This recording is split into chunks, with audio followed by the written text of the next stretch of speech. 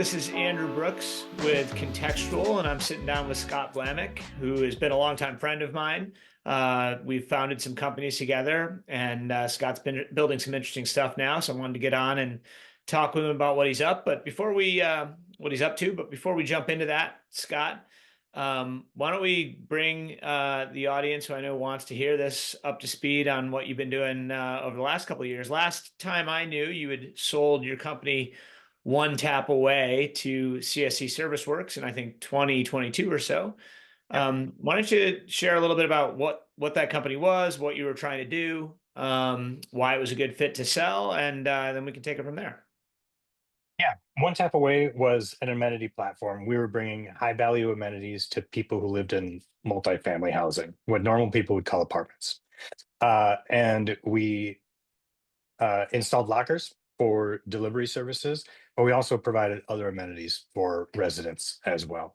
And at the same time, CSC has been providing laundry and other services to their customers for a long time. And they were looking to expand our offerings. And so ultimately, we partnered with CSC, and together we brought white glove laundry service to their customers. And it went really well. Both sides of the partnership believed that we could do more and move faster, by working more closely together than we were in the partnership. And ultimately, they bought us. What was the biggest challenge in the amenity space generally for you guys to solve?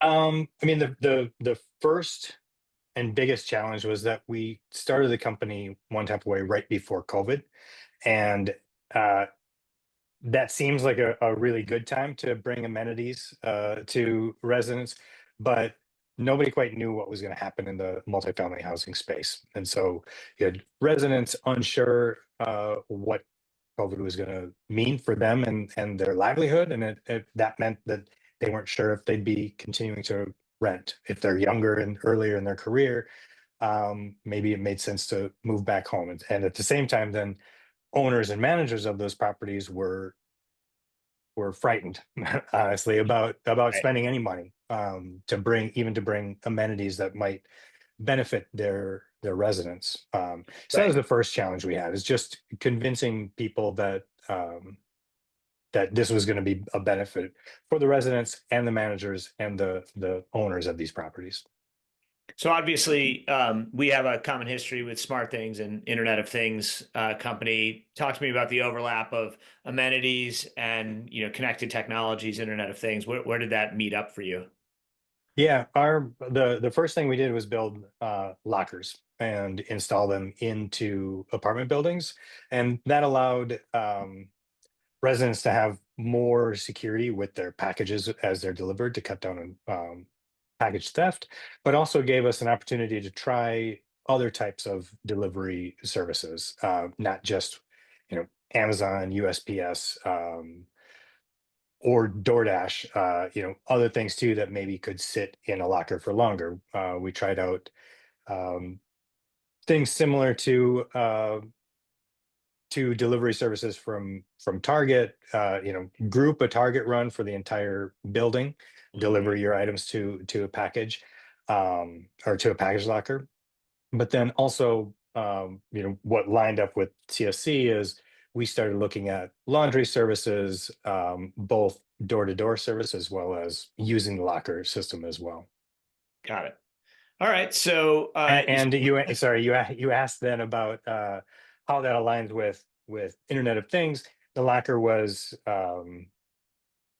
you could use your phone to tap to get into the locker, and it would pop open any lockers that you had, packages waiting for you. You also then, in your mobile app, could see how many packages had been delivered, get an alert when they were delivered, um, and so the bringing that all together is how we got into the amenity space, was through IoT. makes sense. All right. So fast forward, I think you stepped away from CSC about a year ago. That's right. What's been keeping you busy since then? Well, on the personal side of things, I've been playing a lot of pickleball, and I've gotten deeper into Brazilian Jiu-Jitsu. Uh, Okay. and I found that working in tech for a long time, a lot of my physical hobbies sort of fell by the wayside just because of work and other obligations. And a lot of my physical activity looked a lot like just getting on the treadmill for a run as quickly as I could in between things. And then a friend shared that he had been doing jujitsu for a while. The way he talked about it really interested me, and I'd never really been into wrestling or MMA or martial arts before, but I decided to try it, and I really liked it. And so the things that has always captivated, or the thing that has captivated me about jujitsu is it requires full attention right there in the moment, and there's no time to think about the next meeting or a work deadline or what features would be more valuable for our customers. And so, in addition to being a great workout, it's been a mental reset for me every class I get to. Got it. All right. Well, so you told us how it keeps you from having to focus on kind of work or work related things. What are the lessons that you actually do apply into work or work related things from jujitsu or pickleball for that matter? Um, right. Well, my pickleball journey is much more younger, and so I wouldn't say that I've got a lot to share there. But I think that knowing, from jujitsu, knowing um, when to focus on strategy and when to focus on tactics, right? And in the moment, right? And I think that along with when you're stuck in the moment, you don't always have time to think about what to do next. It has to be somewhat habitual. And so practicing becomes uh, a big component, and building in muscle memory, but not just worrying about learning lots of individual tactics, but how they come together as a whole system. um, Even though I said I'd like to get away from thinking about tech, like the way that I think about it is much like a software architect, where like we have a strategy that we're trying to get to, and certain tactics fit into that, and others don't. And I may not at any given time think about a specific tactic or a specific move, but just understanding the general direction I want to head um, allows me to move in that direction, or focus on those specific subsets of items that fit in. It's interesting. I play a lot of online chess with my son, and he's always setting traps for me that I invariably fall into. I imagine jiu-jitsu has a similar thing. You think you can take a move and find out very quickly that, in fact, that was what your opponent wanted you to do. Right. It was a setup, right? And so a lot of the higher level jujitsu players also then get into this same sort of thing, where they will start to attempt to move, knowing that there are one or two very common reactions, and so Right. they will only make that move as a setup. I mean, if you don't respond, then they're going to take the move, and that's an easy win. If you do respond in a traditional way, they've got to counter move to that. The whole it's just a series of setups and reactions. Got it.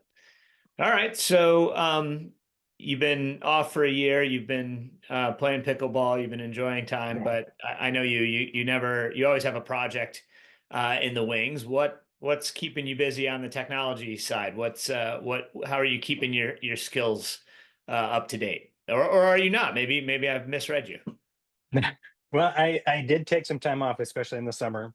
I live in Minnesota, and we don't get out a lot in the winter unless you like cross country skiing. So summer, I tried to take it easy this past year, but lately I've been playing around with a couple ideas that just have taken up my attention, either just because they're fun, or driven by some curiosity. So the first one, just the fun one, my friends and I often challenge each other to silly contests, from who's going to get the most miles on the treadmill in the dead of February to who might eat the most corn dogs at the state fair in the fall.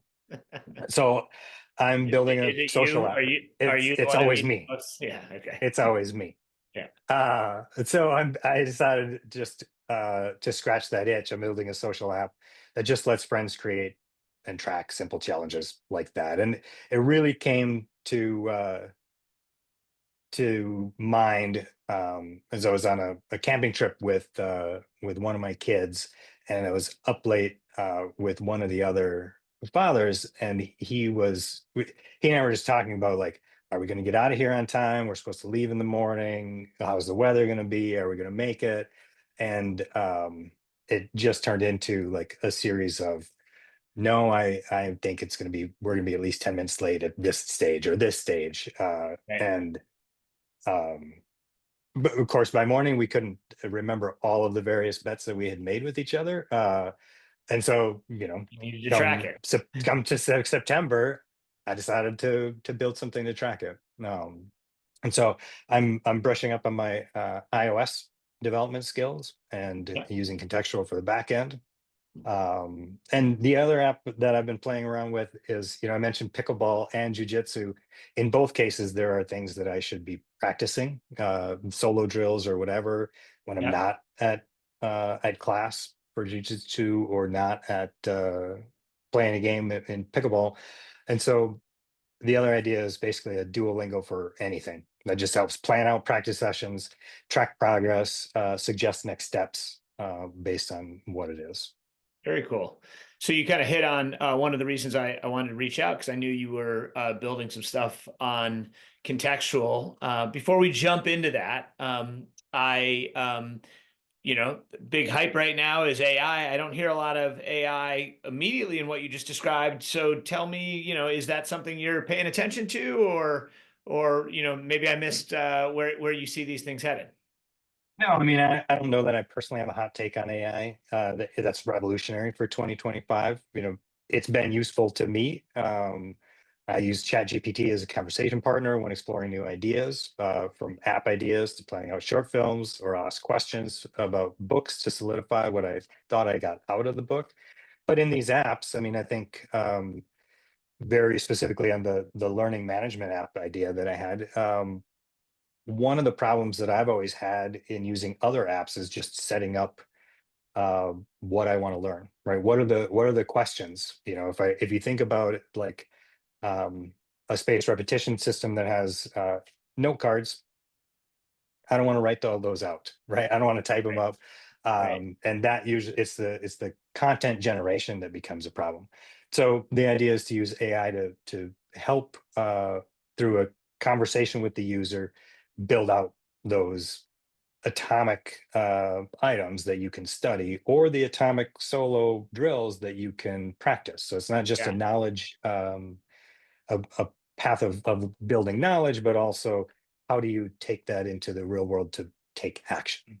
Right. And then on the betting app, I think that there are ways to use AI to suggest, based on past betting history, suggest bets, change the tone of the app to You be seem to be a gambling addict. Let's really, let's let's increase the stakes here. Yeah. maybe you It, want to up the ante. it's interesting. You mentioned note cards. In fact, last evening I was helping my daughter study for a test that she had today, and she had, physical handwritten note cards, and I was able to quiz her with those. And, my reflection, of course, was, this could be done in an app. This could be done with technology. She could have a GPT that was prompting her. But I was also like, but here I am sitting with my daughter, phones are down, physical note cards are the mechanism. And so there was something, kind of anti-tech about it that created, connection and reinforced why sometimes it's better to not, right? And of course, Right. I mean, there you go. I've got a series of physical note cards, like literally right beside me here as we're talking. I think that there's absolutely a place for physical note cards, especially in learning, right? I Yeah. think the process of writing, I think I always said to friends in college, like I took a lot of notes in class, but I almost never looked back on them. And it's the process Sure. of writing by hand that solidified the knowledge. Hearing it, seeing it, writing it was far more valuable than reviewing it. Yeah. All I know is in college at the 9 a.m. lecture, like I would start taking notes and then it would get unlegible and then would just become a line as I fell asleep. Right. Um, Yes. so, all right. Well, let's tell me a little bit more around you're building a mobile app, Yep. and you're using contextual. Just describe a little bit for me. What are you doing with contextual? Why are you using it? What is it? What value is it adding? And kind of share with us how you've approached it. Yeah. I mean, I think my overarching takeaway for uh, through my experience in using contextual has just been how easy contextual makes it for me to build the back end of an app. It's dramatically accelerated how fast I can build anything. And I didn't pay you by to say that. simplifying the back end. What's that? I didn't pay you to say that, correct? You have not paid me to say that. I can bet. I'll bet you with it though. You We can could, bet on it, yes, we could bet but I'll whether win that bet. yes. But I'm a long-term back-end developer, so that's where I feel that I can impart the most value. Yeah. But I've found that using contextual has made that even easier. Just thinking through um, what I might want to, what I might need to satisfy the requirements of my app. After that, it's very simple to build out object types for data store, and then first things first is building out an API, right? And then Got that it. allows me to move into building the front end, where Got it. I'm spending a lot more of my time right now because the contextual using contextual to build AI or to build APIs has been incredibly simple and fast. Got it. So all of the data sits in contextual. The API layer that runs it sits in contextual. What are some third party tools or systems that you've integrated with? How are you plugging it all together? Right. So I'm using Twilio for one-time passwords for login. Right. Yeah. So it integrates with Twilio. I have integrated with S3 for file storage. I have integrated with ChatGPT for more of the conversational nature. So in the learning app, the very first thing it does is ask you what you want to learn next. And so Sure. if you then say jujitsu, it'll come back with what do you know about it, and then with a subset of options from I'm just starting out to I'm a blue belt to I've been doing it for years, but have taken time off because of an injury, whatever it is, right? And so uh, through a back and forth that isn't just typing text, but prompting for specific types of answers, help to build out that content store. Yeah. And so, So, traditional engineers like yourself might see some of the low code, visual, node based experience that we provide in contextual as less powerful perhaps than just writing raw code. How have you overcome that for yourself, or where how do you balance using low code versus code when you need it, which obviously the platform supports? Like, what's the decision tree for you? yeah, I mean, I think I was also skeptical when I first came to contextual, just because my experience with low Sure. code, no code, and visual programming had been subpar, right?